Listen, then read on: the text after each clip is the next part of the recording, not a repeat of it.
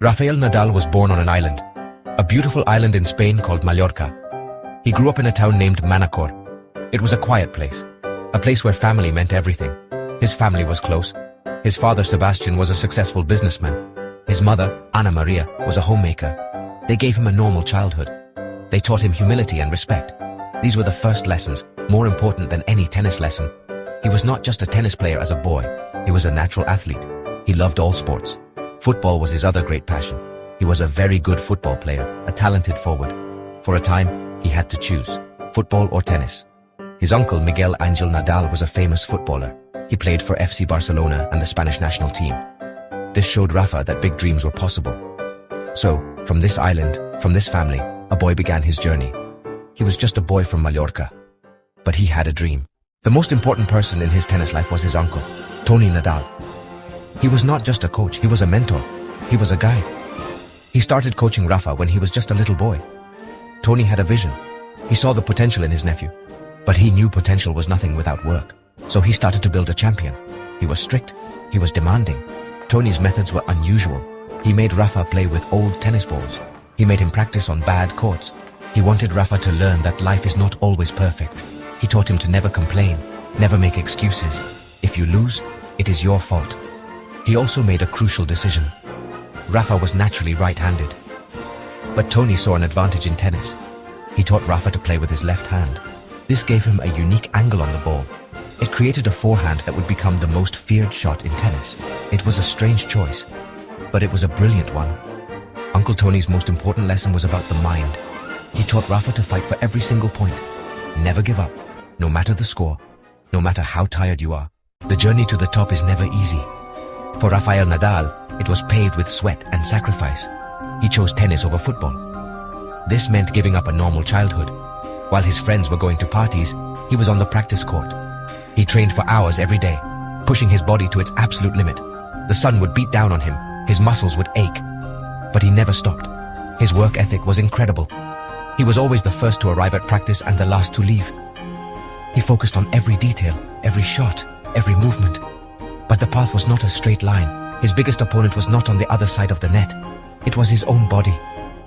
Injuries have been a constant battle throughout his career. Many times, injuries forced him to stop playing, to miss big tournaments. These were dark times. The physical pain was immense. But the mental pain of not being able to compete was even worse. Each time, however, he fought back. He faced every injury with the same spirit he shows on the court. He endured the long, lonely hours of rehabilitation. This resilience is perhaps his greatest quality. To be knocked down so many times, to face so much pain and uncertainty, and to always find a way to come back. The hard work paid off. The sacrifice led to success. Rafael Nadal began to win, and win, and win. He turned professional as a teenager and quickly made his mark. In 2005, he won his first French Open. He was just 19 years old. He won it on his very first attempt. This was the beginning of a dynasty. The clay courts of Roland Garros in Paris became his kingdom. He became the undisputed king of clay, a title he has earned again and again. His list of achievements is staggering. He has won every major tournament in tennis: the Australian Open, the French Open, Wimbledon, the US Open. He has also won 2 Olympic gold medals, one in singles and one in doubles. This shows his versatility and his pride in playing for his country, Spain. He has been ranked #1 in the world for many weeks. His name is written all over the record books of tennis. His rivalry with Roger Federer is legendary. It is considered by many to be the greatest rivalry in the history of sports. They were so different.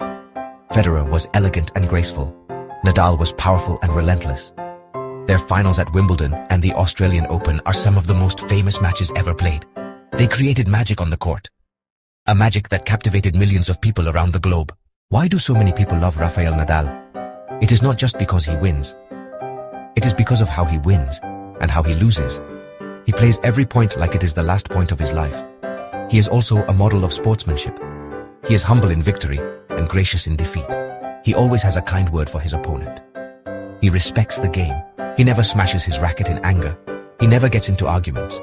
He carries himself with dignity and class. In a world of big egos, his humility stands out. He is a global superstar, but he has never forgotten the lessons he learned as a boy in Manacor.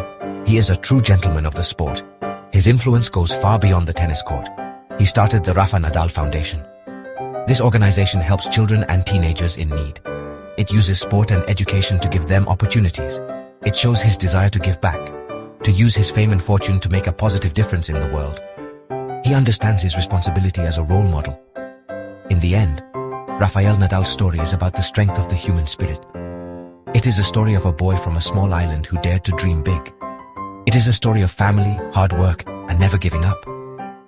He teaches us that our limits are often in our own minds. He shows us that if we fight with all our heart, anything is possible. He is not just a tennis legend, he is an inspiration, a symbol of hope for millions.